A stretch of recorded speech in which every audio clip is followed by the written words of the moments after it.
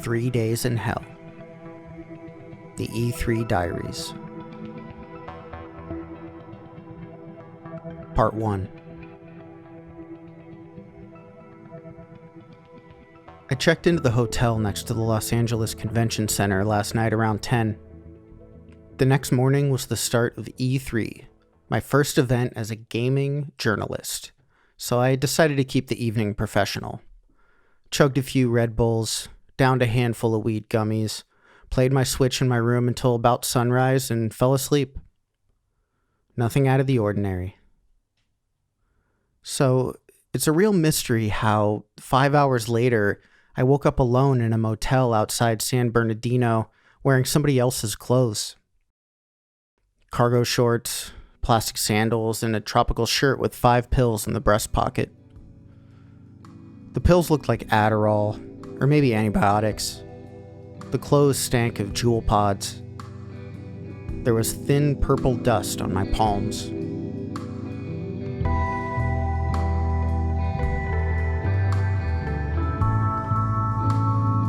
And worse, I was late. It was already 11 in the morning, and I was stuck at least 60 miles outside the city. There was no way I could afford an Uber. I had visions of Hard Drive magazine taking me off the E3 story before I could even finish the first day. I needed to hustle. I scrolled through Twitter for an hour, got out of bed, washed my face, and ate all the pills.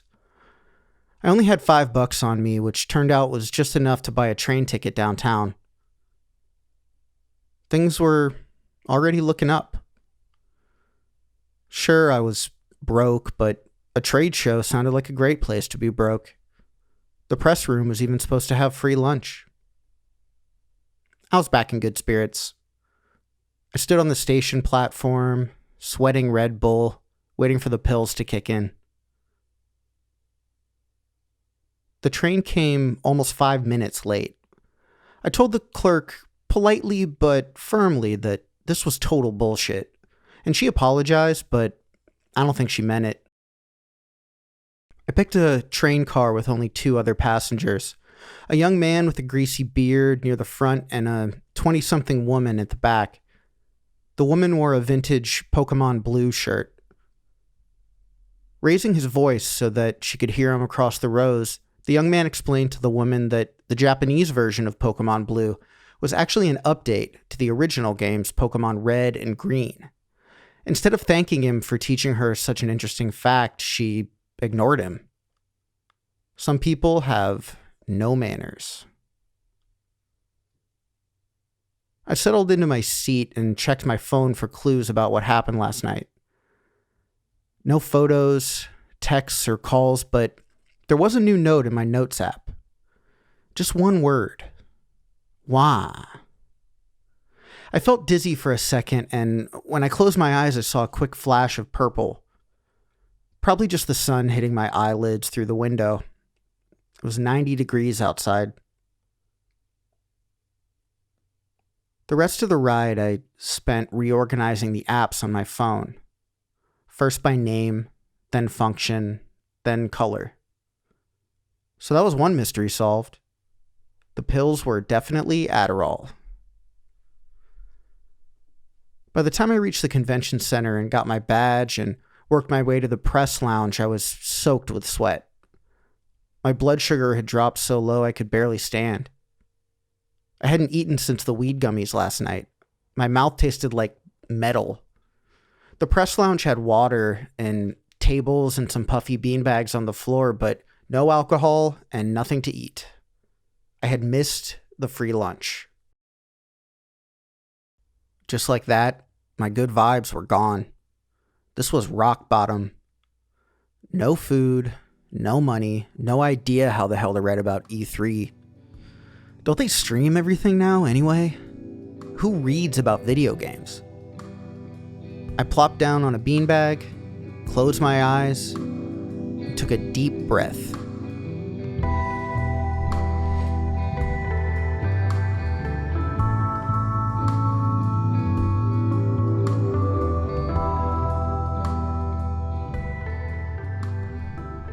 When I opened my eyes again, a reporter from IGN was telling me I should probably leave. I asked if the reporter knew where I could find some food. You were snoring, the reporter said. Everybody's been staring at you. I asked if he could help me figure out how to write about video games. I've never even seen a video game, the reporter told me, sounding wistful. But he was nice enough to point me to the E3 show floor, which looked kind of like if gaming had a stroke. The people were blood clots, clogged up, waiting in the lines and causing what must have been hallucinations. A gargantuan Pokemon battle arena next to a real-life Luigi's Mansion and Nintendo Olympics rock climbing wall. There was also a Sega booth, which was sad. I walked around looking for something to do my games journalism at. The first thing I learned about E3 is that apparently they have their own definition of, quote, unlimited free samples, and it's not the same definition I learned in school. The folks handing out samples at the G Fuel energy drink booth tried to explain this to me, but I had a real hard time understanding. Were we in disagreement about what free meant also? Were they about to shake me down? Was this a robbery? Did they want a piece of this? Huh? Did they want to fight me, these no skills having default fucking losers? They called the security guard over, and I guess she understood them just fine because she didn't even ask a single question. While the security guard escorted me off the show floor, I pulled out my phone and read her the definition of unlimited. Quote, not limited or restricted in terms of number, quantity, or extent. End quote. So I explained that basically we're talking about infinity here. Unlimited samples of energy drink means infinite samples, not stopping me after 19. The security guard said she was just working the event. I asked if she would agree that 19 was less than infinity. She told me to stay out of trouble and let me go. The gaming industry is full of liars. They tell you the game is free, then add microtransactions. They charge full price for DLC and expect you to come back for more. They tell you that you can have as much energy drink as you want, then 5 minutes later, all of a sudden, they're taking your sample cup away and saying you have a problem. And who suffers? Gamers. If you don't mean unlimited, don't say unlimited.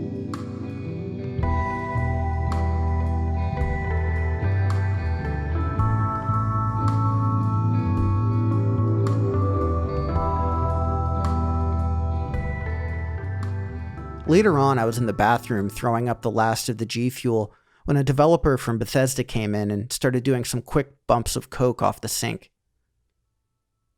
I won't say his name, but the two of us go way back.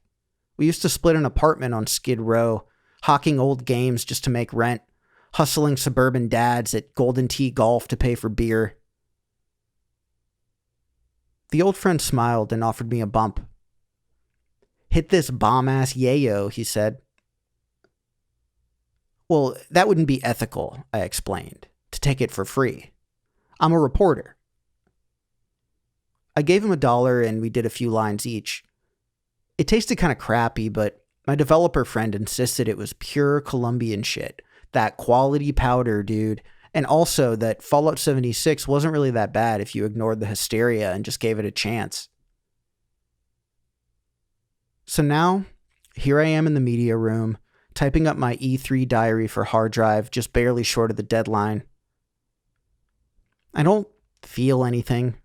I'm pretty sure that guy from Bethesda was snorting stevia. Wait. I just saw this guy. He was wearing my clothes. Damn it. I chased him into the hallway, but then he was just gone. Poof. If anybody sees a tall, skinny man with a huge pink nose and the longest black mustache you've ever seen, please let me know. I'll be back tomorrow.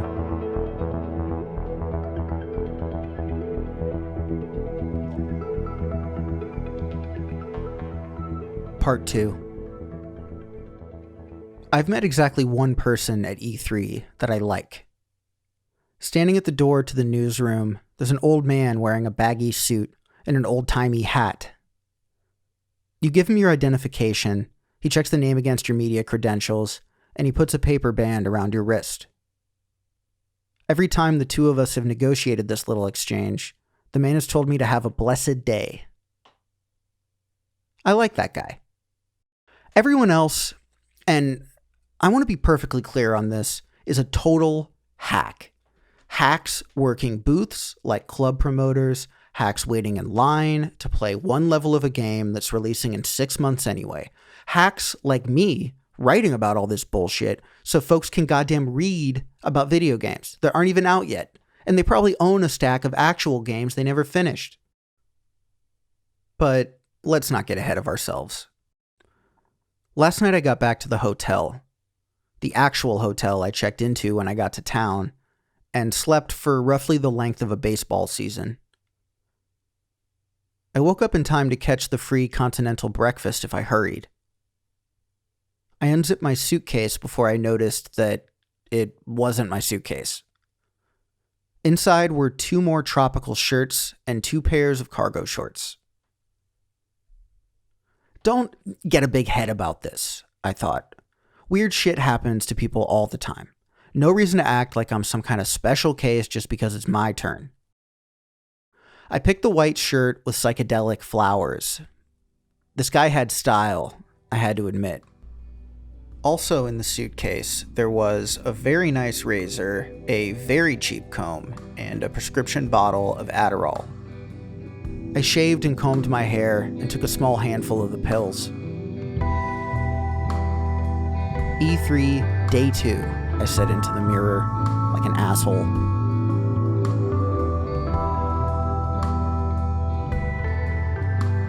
The free continental breakfast in the hotel lobby turned out to have a lot of rules. You can't bring the full pot of coffee to your table, sir. You have to get up and shuffle back and forth to refill your mug every 5 minutes like a mental patient. You can't use all 3 waffle makers at once because there's a line, mister. Don't you see the people waiting?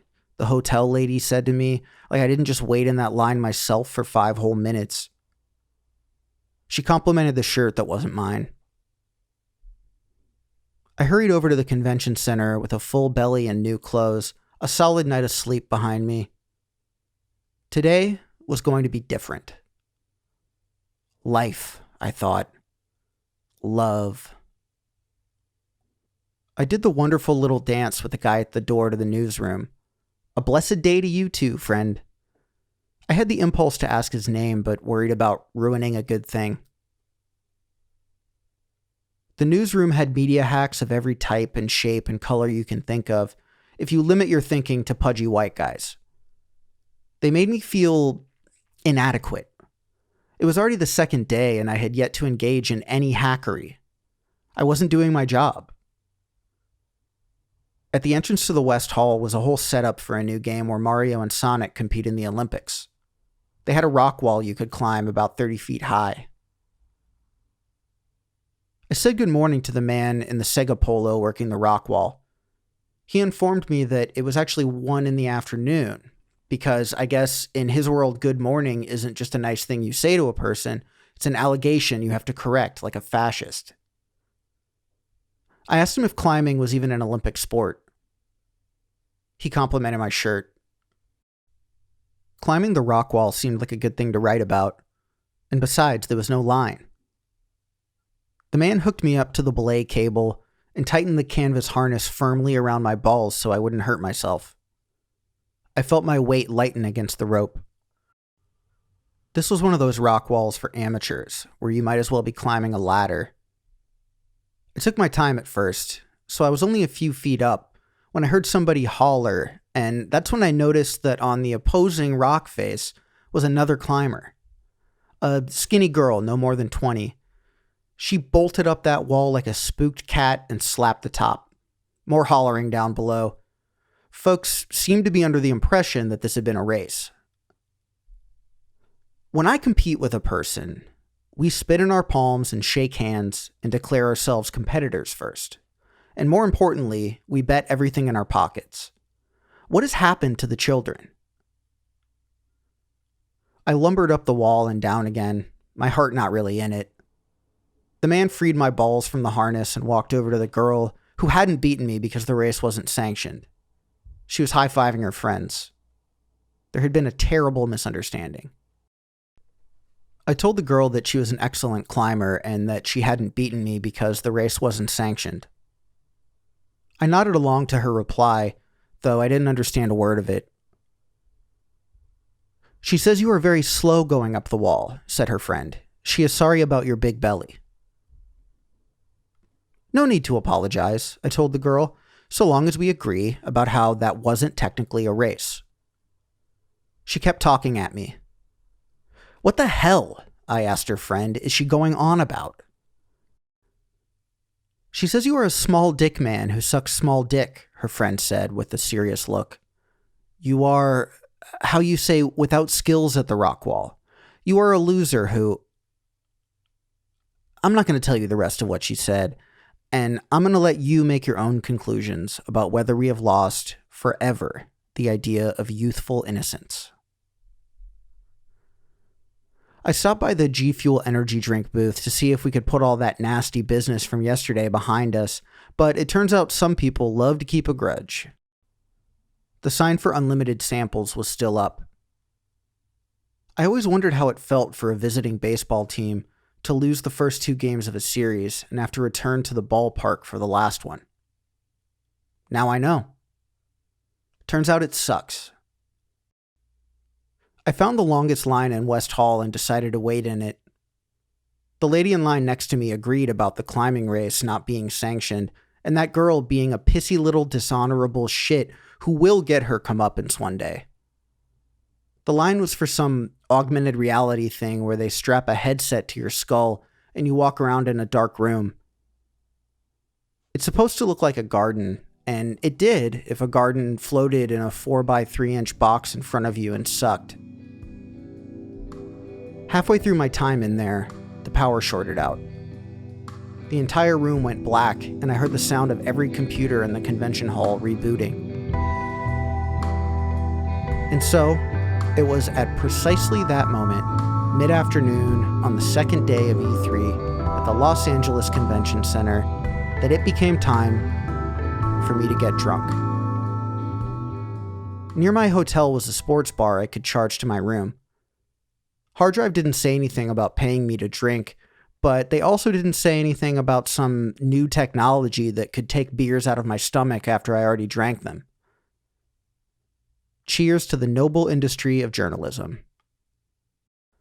The bar was showing Game 6 of the series between the Boston Bruins and the St. Louis Blues. I like hockey, and I hate Boston, and St. Louis is actually pretty okay in my book, but things were awash in terms of me watching the television. The beer was cold, though, and only overpriced by about $5. Less than a dozen beers in, I felt a tap on my shoulder. I turned around and waited for my eyes to follow. It was him.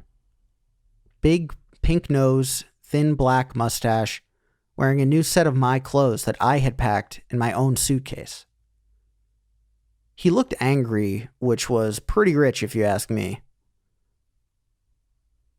"There you are," he said, like he'd been looking. His hat was purple with an upside-down L. Look, folks, okay? I'm not an idiot. I know who Waluigi is. Hard Drive has published several articles about his penis and about how he isn't in Smash. And when the Adderall is fading and you've been watching a boring hockey game and emptying your expense account on shitty beer for 2 hours, maybe you're gone enough to think Waluigi is real and he stole your suitcase. "You're Waluigi," I said. "That's funny," he answered, like it wasn't. "Do you have my medicine?" I gave him the bottle of pills. His eyes were baggy and red. He shook the bottle. "How many did you take?" "Not all of them," I said. "You're welcome." It took me a while to decide he wasn't actually Waluigi. I didn't know people did cosplay for E3, and Tropical Waluigi is a little lazy if you ask me. After we sorted out that he had my suitcase in his hotel room, we went to the sports bar bathroom to switch clothes.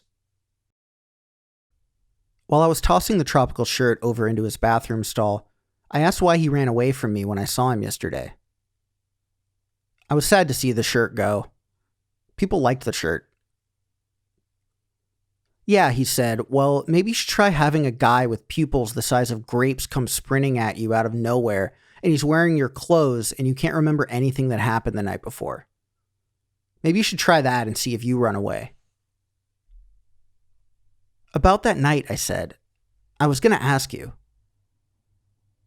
Through the bathroom stall barrier, we got on the same page about how neither of us had any idea what happened that night.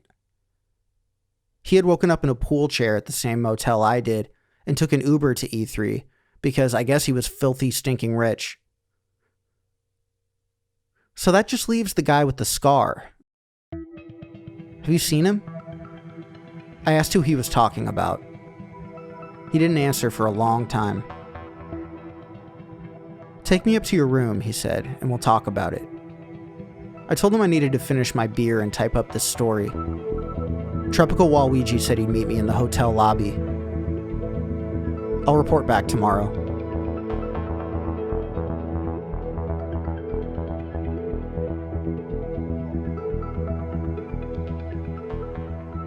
Part 3.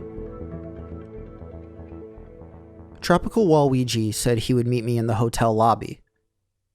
He did not, however, specify a time, so I decided he would understand if I stayed for another handful of drinks at the bar.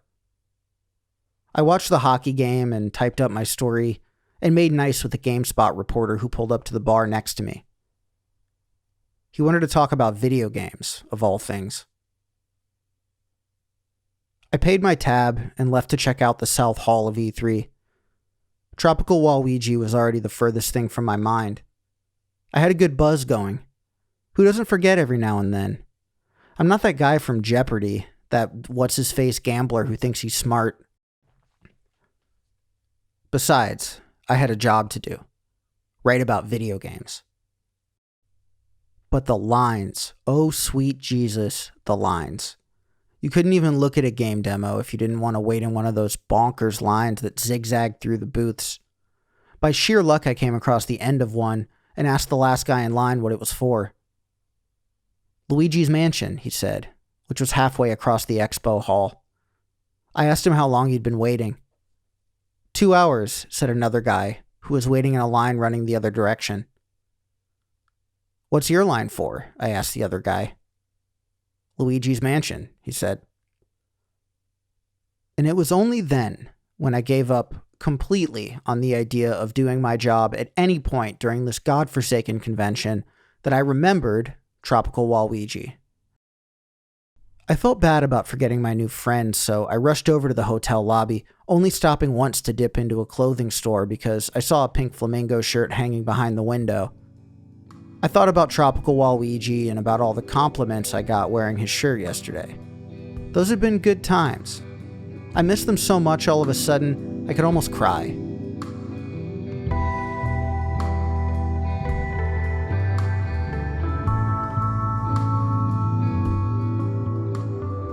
So I bought the flamingo shirt and wore it out of the store. If after all this time Tropical Waluigi was still waiting in the lobby, another 10 minutes wouldn't be such a big deal. But I felt bad about it, is what I'm saying. I don't want you thinking I'm heartless later on when you find out what happened to him. It wasn't my fault. I found Tropical Waluigi reclined on a lobby couch playing Diablo 3 on his Switch. Sorry it took me so long to get here, I said. What? He said. I'm sorry to keep you waiting here. Oh, it's all good, he said. It hasn't been that long. He looked back down at his Switch. I waited patiently for about 5 minutes while he finished a Greater Nephilim Rift. He was leveling a new wizard for the seasonal loot and using a lot of Disintegrate, which is cheating if you ask me, but nobody ever asked me anything. Tropical Waluigi put his Switch in his backpack. He rubbed his eyes. I told him it had been 4 hours. I like the new shirt, he said. We headed up to my room, set up the Switch, and started playing Smash.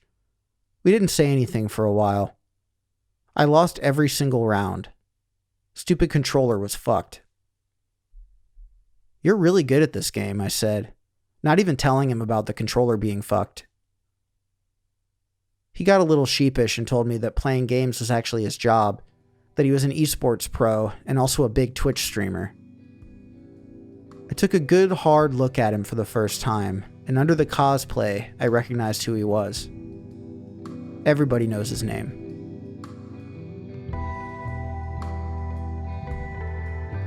I watched his controller.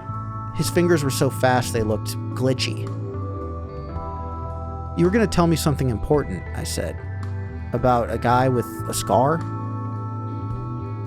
I couldn't quite remember what the whole point of this meeting was. It was all vague. Why was I here with this gaming celebrity in Waluigi cosplay? How did my whole trip get waylaid out to the desert when all I've ever done in my life is mind my own business? What the hell was the point of covering E3 for a satire website in the first place? I looked down at my pink flamingo shirt. Was this all just a joke? Was I even a real person? Tropical Waluigi had been talking a while longer before I started listening. Yeah, so I owe this guy a lot of money, he was saying. He explained there was this guy who had invested a lot of cash in the Kickstarter for his new indie game idea, but then Tropical Waluigi never got around to making the product because it turned out he didn't know how to make a game and YouTube wasn't much help. So the investor sends him this threatening email about how he better pay up at E3. Tropical Waluigi says, okay, fine, and the investor arranges for a man to meet him at the hotel bar and exchange the money. The man will have a big scar, the investor says, and if even one single thing goes wrong, he's been instructed to make you regret it. We agreed the bellhop must have mixed up our bags, but then Tropical Waluigi went into all kinds of theories about what happened that night.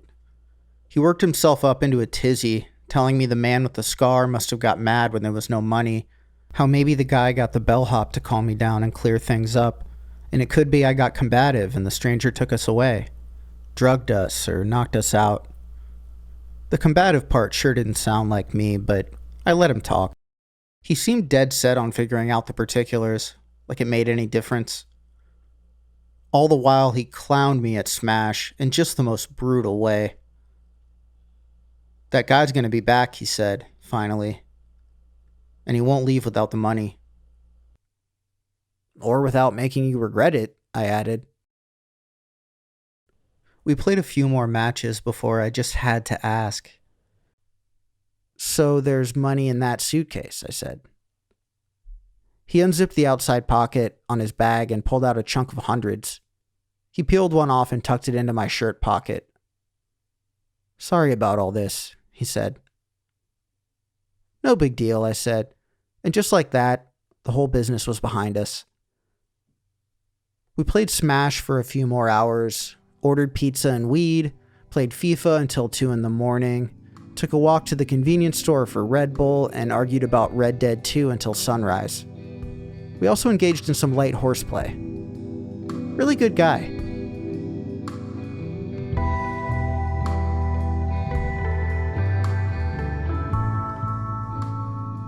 In the morning, I went back to the convention center to marvel at the lines. The nice man in the suit and hat gave me my paper wristband and told me to have a blessed day, and I rode that high for a while. The free lunch for the press gave me diarrhea. Later, wandering the show floor, I saw Tropical Waluigi playing Fortnite on a huge screen. Fans gathered all around his chair and cheered while he headshotted the last opponent. He worked his way through the crowd, mumbling thank you, and halfway smiling for selfies with teenage fans. Except one fan looked older than the others. A tall old man with a suit and hat who pushed through the crowd and took Tropical Waluigi's hand as if to shake it. Tropical Waluigi hit the ground before he started screaming. The crowd scattered for a moment, and that's when I saw him there, rolling around, yelling about his hand. His fingers were jumbled up like snapped twigs. Every knuckle was broken. The crowd reached a critical mass and started to close in on Tropical Waluigi again with their phones out.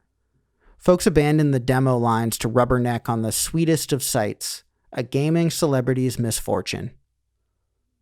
Before the crowd sealed up, I caught one last look at my new friend. His mouth hung open while he poked his mangled hand at an EMT. He gaped at the camera lenses. You could almost hear the tweets swarming out of the convention hall. Everyone was so distracted that they didn't even notice the assailant lingering at the exit, looking out into the evening with his hands in his pockets, like he had nowhere to be. The old man glanced at me over his shoulder. "I liked you, man," I said. The man pulled off his hat but didn't turn around. A shiny pink scar ran the length of his skull. He strolled out the door into the heat. "Have a blessed day," he said. And that was how, while everybody else was busy live streaming the worst moment of Tropical Waluigi's life, I let the man who did it go free. You might think I'm a bad person for minding my own business. You're probably right. Good people don't mind their own business. But it's not my job to be a good person. I am a games journalist. The booth lines had all pretty much emptied from the commotion. Finally, after 3 days in hell, a writer stumbles on a stroke of good luck. I hurried from booth to booth for the final hour of E3, touching every piece of new hardware, watching every exclusive preview, playing every demo. They were all fine, I guess. I've never really liked video games.